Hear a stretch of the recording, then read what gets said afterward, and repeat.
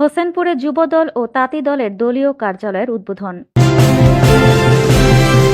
ST Bangla TV, দেশের কল্যাণে অঙ্গীকারবদ্ধ।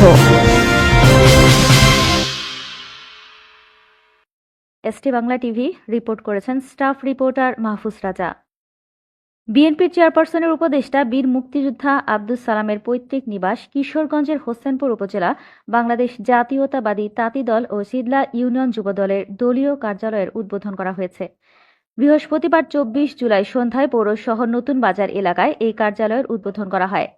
দলীয় কার্যালয়ের উদ্বোধনী অনুষ্ঠানে প্রধান অতিথির বক্তব্য রাখেন আলহাজ আব্দুস সালামের পুত্র চেতনায় বাংলাদেশ সংগঠনের কেন্দ্রীয় সভাপতি ইঞ্জিনিয়ার ফয়সাল সালাম সাগর, কারা নির্যাতিত নেতা সিদলা ইউনিয়ন যুবদলের যুগ্ম সাধারণ সম্পাদক আল মামুনের সভাপতিত্বে উপজেলা তাঁতি দলের আহ্বায়ক শামসুল আলম পারভেজ ও সদস্য সচিব মোহাম্মদ আশরাফুল ইসলামের সঞ্চালনায় উদ্বোধনী অনুষ্ঠানে বিশেষ অতিথির বক্তব্য রাখেন ঢাকা দক্ষিণ জাসাস এর ভারপ্রাপ্ত আহ্বায়ক শওকত আজিজ ও কিশোরগঞ্জ জেলা যুবদল নেতা সাব্বিন আহমেদ।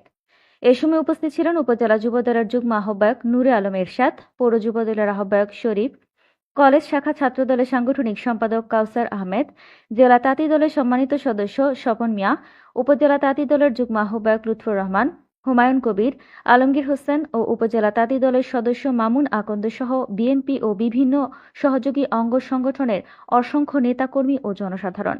আলোচনা শেষে এই কার্যালয় আনুষ্ঠানিকভাবে লাল ফিতা কেটে উদ্বোধন করেন ইঞ্জিনিয়ার ফয়সাল সালাম সাগর।